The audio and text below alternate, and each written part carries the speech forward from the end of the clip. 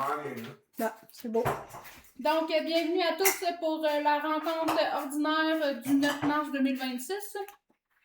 On a l'ouverture de la séance, l'adoption de l'ordre du jour, l'adoption du procès-verbal du 9 février 2026, informations sur les comités, loisirs, régie des déchets, régie incendie, bibliothèque, CDE, MADA, MRC, municipalité.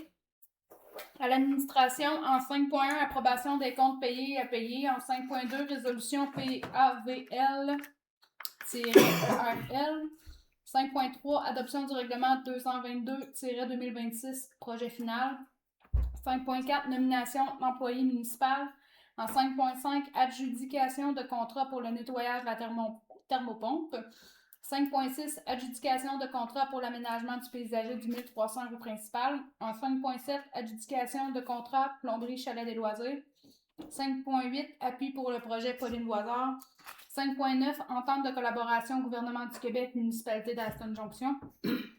5.10, entente sectorielle en développement social du Centre du Québec 2025-2028. En 5.11, fabrique paroisse Saint-Frère-André. 5.12, proclamation avril, mois de l'autisme. En 5.13, rachat d'armes à feu.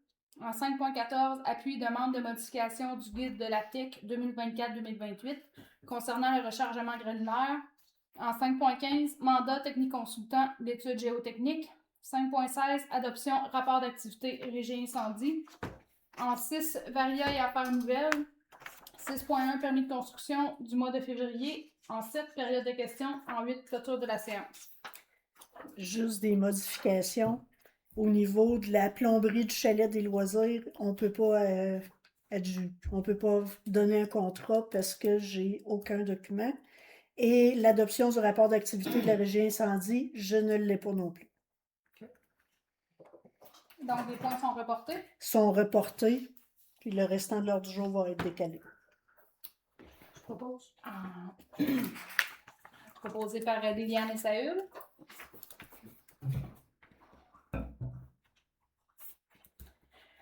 Pour l'adoption du procès-verbal du 9 février 2026, est-ce que vous en avez fait la lecture? Oui. Est-ce qu'il y avait des coquilles? Un truc que vous vouliez modifier? Tout va bien? Est-ce qu'on a une proposition? Benoît et René. En 4, les informations sur les comités loisirs. On a eu le carnaval le 28 février dernier. Une très belle réalisation malgré la température. La course de poche de patates, les tirs d'adresse au but et le questionnaire d'observation du sentier ont été très appréciés. On a la période d'inscription pas présentement qui est prévue pour du 29 mars au 19 avril pour le 40 jours. Une rencontre de formation prévue le 23 mars au centre communautaire de Develueville à 18h30. Puis la prochaine activité, c'est le show d'humour le 2 mai prochain. Parfait. Merci beaucoup. Pour la Régie des déchets. Régie des déchets, en fait, c'était à m'ajouter sur la présentation des audits financiers de la régie, sur les finances de la régie. Ensuite de ça, ben, comme à l'habitude, on a eu la révision des comptes, adoption de nouveaux signataires, vu le nouveau DG, puis ensuite de ça, ben, il n'y a pas grand-chose d'autre à part que la prochaine réunion, c'est le 17 mars à 19h à la salle du conseil des États. Parfait. Pour la régie incendie, ben, on n'a pas eu de réunion non plus. La prochaine est prévue le 21 avril. Ouais. Non. Voyons, en mars aussi. Là, j'aurais dû sortir, mais en tout cas, ça va être pour les états financiers aussi, là, le retour des états financiers avec le comptable. L'incendie le 16, moi j'ai le 16 au calendrier. Moi aussi, il me semblait que c'était la semaine prochaine. Lundi le 16. Bibliothèque. Bibliothèque, juste rappeler qu'on a des nouveaux livres depuis janvier. Le CDE, pour faire suite à l'AGA du 19 février, on a un nouveau conseil d'administration. Dans le fond, je suis toujours là. Sonia Terrien, Lynne Pellerin, Lucie Godette, Lynne Descoteaux, Alex Labarre, Eliane Pomerleau, Liliane Saint-Hilaire puis Jean-Claude Morin ont été élus. Le dépanneur Petit Café a fait un profit de 4 290 en 76. Fait que voyons. Qu'est-ce que j'ai dit? Ils ont fait ça En en 76. 4 290 et 76 sous qui a été réalisé pour 2025. Il y a eu 1796 heures de bénévolat en cuisine qui a été fait au Petit Café. Puis on a fait une demande de subvention commerce de proximité transmise au Mamache. Donc on attend la suite pour ça. Puis un bravo. Ouais, bravo à tous. L'Amada. Est-ce qu'il y a eu... J'ai eu une réunion la semaine passée, puis ça avait été une présentation des nouveaux, parce qu'il y a eu beaucoup de nouveaux membres là, qui sont arrivés là. Nous, on va avoir une autre réunion au mois de mai, mais là, on va refaire le... Si je me trompe, là, Lynn, c'est l'accréditation, la nouvelle... C'est la politique. Il faut refaire la politique. La mise à jour de la politique. C'est ça. C'est ça. Pour la MRC, voyons, j'ai vraiment de quoi de pris dans la gorge, je m'excuse. Toujours quand on arrive pour faire le conseil que ça arrive. Je suis désolée à ceux qui nous écoutent. C'est le retour de Mme Anne-Marie Desilets comme inspectrice en bâtiment pour notre municipalité. On avait parlé aussi du projet de taxation sur les immatriculations avec la SAC. Le projet est mis sur la glace, là, ça se fera pas.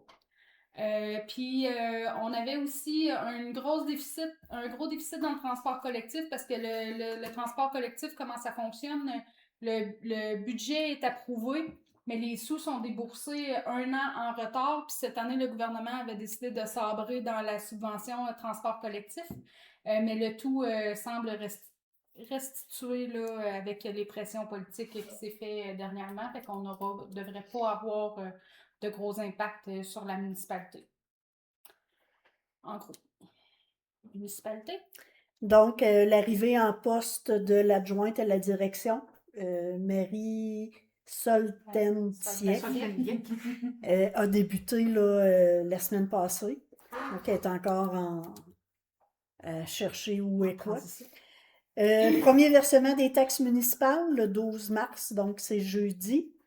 L'activité qu'on a eue au Petit Café, cuisine avec une mamie, a été un bon succès. Il y a eu 5 jeunes qui sont allés cuisiner et le restaurant, le Petit Café était plein. Tu as des gens qui sont venus sans avoir réservé, donc tu avais des dîneurs qui se dépêchaient à dîner pour partir, pour laisser de la place. Ça a été là, bien apprécié. On va avoir un album photo de cette activité-là dans quelques semaines. Et ben, Télécœur est venu aussi réaliser un beau reportage. Lynn et moi, on représentait la municipalité. Il y a des jeunes aussi qui ont été interviewés. Puis, il y a eu une publication sur le courrier ça aussi. Oui. C'est à refaire l'an prochain pour la semaine de relâche. Et ne pas oublier non plus notre reconnaissance pour nos bénévoles. Le 20 mars, c'est une formule 5 à 7. Au sol de l'église. Effectivement. Parfait. À l'administration, le point 5.1, l'approbation des comptes payés et à payer. Vous avez eu la liste. Est-ce que vous aviez des questions par rapport à la liste? Puis en passant, les factures sont aussi mises en pièces jointes, ce qui est quand même cool. Merci. C'est une proposition. Donc, René et Saül proposent les comptes. Après ça, on arrive à 5.2, la résolution PAVL-ERL. Lynn? C'est une compensation de 71 908. C'est une lettre qu'on reçoit du ministère d'année en année et il faut la réaffecter en voirie. Donc, la résolution, c'est ce qu'elle dit. Il faut la transmettre également à nos auditeurs. La proposition René et Benoît.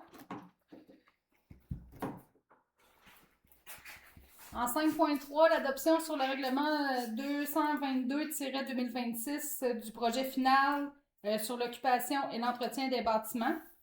Là, on se rappelle, on a fait l'avis de motion, on a fait la consultation.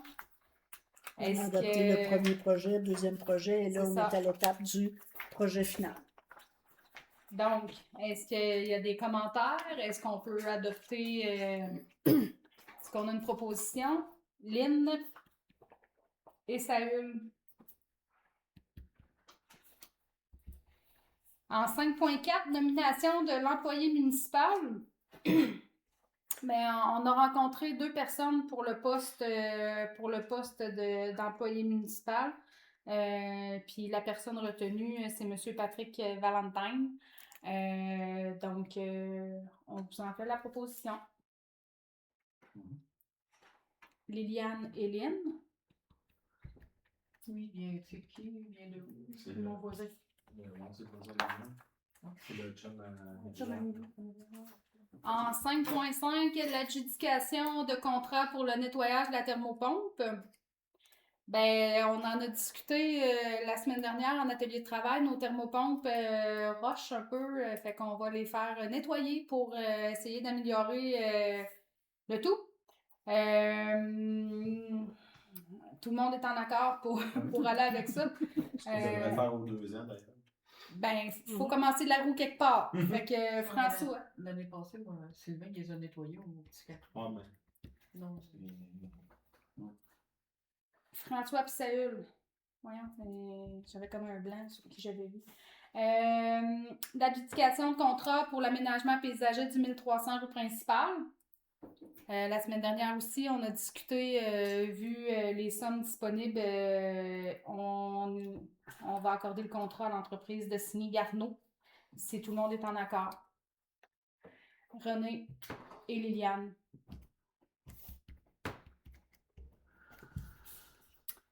La plomberie, on a dit qu'on sautait. L'appui au projet Pauline Voisard.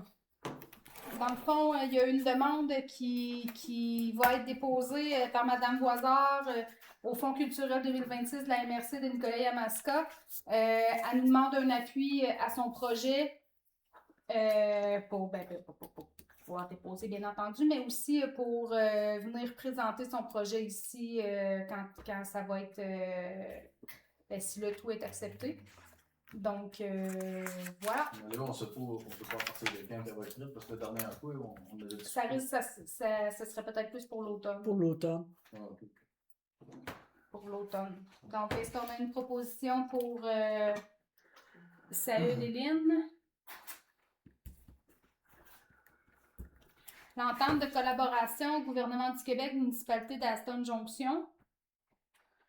Ben en fait, c'est une entente de collaboration sur la rue principale et pour... vas-y. Aide-moi donc. C'est une entente avec le gouvernement du Québec, indirectement avec le ministère des Transports et de la Mobilité durable, pour une partie des études faites sur la rue principale pour les égouts pluviaux et les égouts d'eau usée.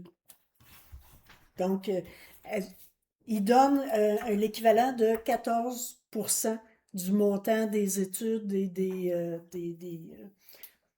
qui doivent être faites pour avoir ce type d'installation.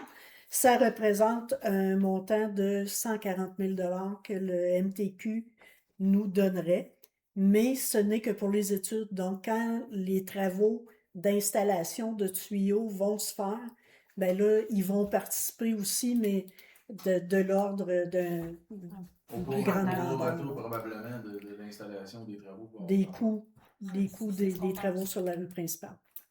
Est-ce qu'on a une proposition pour l'acceptation? Benoît et Liliane. En 5.10, l'entente sectorielle en développement social du Centre du Québec 2025-2028. C'est un programme de subvention. La date limite, c'est le 3 avril, donc ça s'en vient comme demain. Et l'avantage de ce programme de subvention-là, il n'y a aucune contribution du milieu qui est exigée.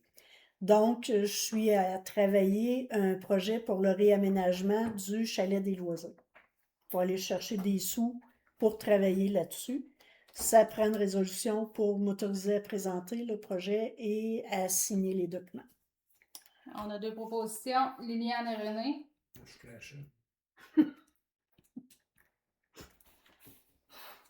Paroisse Saint-Frère-André. Dans le fond, c'est une résolution qui porte sur la demande à la fabrique de faire une rencontre officielle. Donc, je vous demande l'appui pour faire la résolution pour envoyer à la fabrique Saint-Frère-André, René et Saül. Dans le but de faire tout ça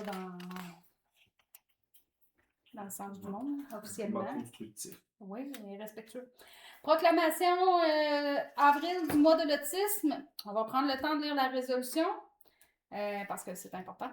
Considérant que le 2 avril a été déclarée la journée mondiale de sensibilisation à l'autisme par l'Assemblée générale des Nations unies et que le mois d'avril est déclaré comme étant le mois de l'autisme au Québec depuis 1984, considérant qu'encore de nos jours, les personnes autistes et leurs familles doivent concilier avec plusieurs préjugés et jugements qui nuisent à leur inclusion, alors que plusieurs d'entre elles auraient tout à fait les capacités de prendre une part active à la société, considérant qu'informer et sensibiliser la communauté aux caractéristiques très variables de l'autisme, ainsi qu'aux bons comportements à mettre en place pour accueillir, interagir et intervenir avec une personne ayant un diagnostic du trouble du spectre de l'autisme, est la clé pour une société plus ouverte à la différence et pleinement inclusive. Considérant qu'un enfant sur 66 âgé entre 5 et 17 ans recevra un diagnostic d'autisme au Québec et que présentement la prévalence de l'autisme est estimée à 1,5% dans la population québécoise, il est proposé et appuyé et résolu que la municipalité d'Aston Junction proclame le mois d'avril comme étant le mois de sensibilisation à l'autisme et invite les citoyennes et les citoyens, peu importe leur milieu, leur rôle, leur statut, à tout mettre en œuvre pour que les personnes autistes soient pleinement incluses et respectées dans leur milieu de vie. Fait que Saül et Liliane proposent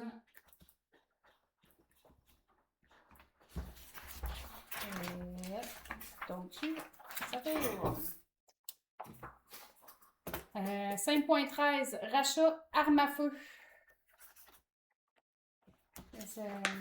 On lit tout ça aussi. On fait un résumé. Elle est très longue, la résolution. OK. Est-ce que je te laisse faire un résumé? Bon, je vais aller. Considérant que le gouvernement du Canada a lancé le 17 janvier 2026 le programme fédéral de rachat d'armes à feu de style d'armes d'assaut, considérant que les Canadiens disposent de la période du 19 janvier au 31 mars 2026 pour adhérer au dit programme, lequel prévoit la remise volontaire de leurs armes prohibées en échange d'une indemnisation, considérant que les compensations financières prévues dans le cadre du programme de rachat sont jugées insuffisantes, inéquitables et non garanties pour l'ensemble des propriétaires concernés, considérant que les armes visées par la prohibition sont des armes civiles de chasse ou de tir sportif à conception moderne et non des armes d'assaut militaire et qu'elles ne sont ni utilisées ni requises par les forces d'armée canadiennes pour assurer la défense du pays. Considérant que sur le territoire québécois, la Sûreté du Québec coordonnera l'opération, considérant que les ressources policières sont déjà limitées et que leur mobilisation pour l'application de ce régime détourne des effectifs essentiels à la lutte contre la criminalité réelle, considérant que la confiance entre la population et les corps policiers est un pilier fondamental de la sécurité publique, considérant que l'application coercitive de cette prohibition risque de nuire à cette relation de confiance et d'accentuer les tensions sociales, considérant que la sécurité publique constitue une responsabilité partagée entre les gouvernements fédéral, provincial, municipal ainsi que les corps policiers, considérant que les municipalités sont des gouvernements de proximité directement responsables du bien-être, de la cohésion sociale et de la sécurité de leur population, considérant que les détenteurs légaux d'armes à feu sont déjà soumis à un régime strict de permis, de formation, d'enregistrement, de vérification d'antécédents, d'entreposage sécuritaire et de conformité aux lois. Considérant que les données disponibles démontrent que les armes utilisées dans les crimes violents proviennent majoritairement du marché noir et non du marché légal. Considérant que la priorité en matière de sécurité publique devrait être accordée à la lutte contre le trafic illégal d'armes, les groupes criminalisés et la contrebande. Considérant que la prohibition et le rachat obligatoire d'armes à feu ciblent principalement des citoyens respectueux des lois, sans impact direct significatif sur la criminalité. Considérant que l'imposition de ce régime représente une atteinte au droit de propriété légitime de ses citoyens, considérant que ce régime ne tient pas compte des réalités territoriales, sociales, économiques et culturelles propres aux municipalités, considérant que plusieurs communautés rurales, agricoles et nordiques utilisent les armes à feu de manière légitime pour la chasse, la subsistance, la protection des animaux d'élevage et la sécurité personnelle en régions isolées. Considérant que plusieurs provinces canadiennes ont publiquement exprimé leur opposition à ce régime de prohibition et de rachat, refusant d'y collaborer ou d'en assurer l'application en raison de son C'est ça, de son coût et de son caractère injuste, considérant que les municipalités ne disposent d'aucun pouvoir réel dans l'élaboration de cette politique, mais subissent directement ses impacts. En conséquence, proposé et appuyé que la municipalité d'Aston Junction mentionne que le préambule fait partie intégrante de la présente résolution, appuie la ville de Gracefield dans son opposition à la participation au programme fédéral de rachat des armes à feu de style armes d'assaut, demande officiellement au gouvernement fédéral de mettre fin à son programme de rachat des armes à feu de style armes d'assaut, demande officiellement à la Sûreté du Québec, dans l'éventualité où ce programme ne serait pas abrogé, de ne pas appliquer sur son territoire les mesures de prohibition et de rachat obligatoire des armes à feu prévues par le gouvernement fédéral, affirme que la priorité en matière de sécurité publique doit être la lutte contre le trafic illégal d'armes, le crime organisé et la violence armée réelle, plutôt que la confiscation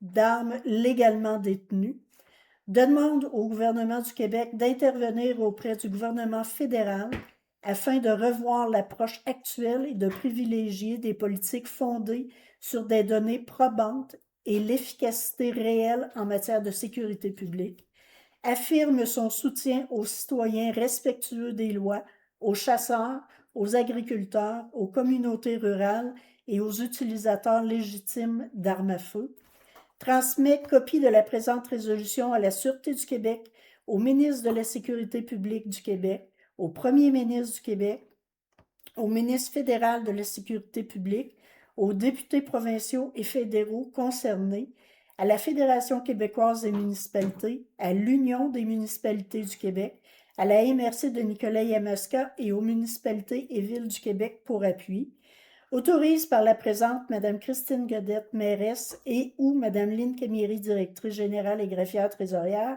à signer pour et au nom de la municipalité d'Aston tous les documents donnant effet à la présente résolution. Est-ce qu'on a une proposition? François, appuyé par René. Merci. En 5.14, appui demande de modification du guide de la TEC 2024-2028 concernant le rechargement granulaire. Ça, on pourrait peut-être faire un résumé dans le fond en disant que il y a eu des modifications à la TEC puis qu'on n'est pas en accord avec la modification qui a été faite de faire des chargements d'une épaisseur de 300 mm. Donc, que ça l'amenait pour nous des inconvénients majeurs. En gros, c'est de demander formellement au gouvernement du Québec de modifier le guide de la TEC 2024-2028, publié en janvier 2026, pour retirer l'exigence de cette épaisseur minimale de 300 mm pour le rechargement granulaire et de revenir à une formulation sans spécification quantitative laissant aux municipalités le soin de déterminer l'épaisseur nécessaire selon leur contexte local et de solliciter l'appui de la Fédération québécoise des municipalités, de l'Union des municipalités ainsi que l'ensemble des municipalités du Québec afin de soutenir cette demande commune de modification du guide et que la présente résolution soit transmise à la FQM, l'UMQ, toutes les municipalités du Québec, les députés au provincial, fédéral ainsi qu'à la MRC Nicolet-Yamaska. Benoît et Saül en font la proposition.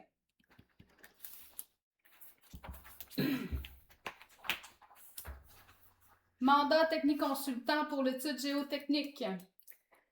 Avec le programme le PAVL, le programme d'aide à la voirie locale, nous, on veut refaire le 3e rang et le 10e rang.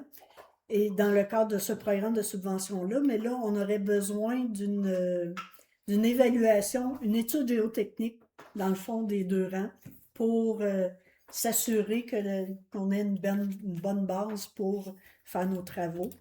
Et c'est un mandat de plus pour technique consultant. Technique consultant va faire ce mandat-là pour faire la demande de soumission, l'appel d'offres et tout le kit de devis technique pour qu'on puisse après ça aller en appel d'offres. Et ils font pour un montant de 3 966 et 64, incluant les taxes. Est-ce qu'on a une proposition? René et François. On a dit consulter le rapport d'activité.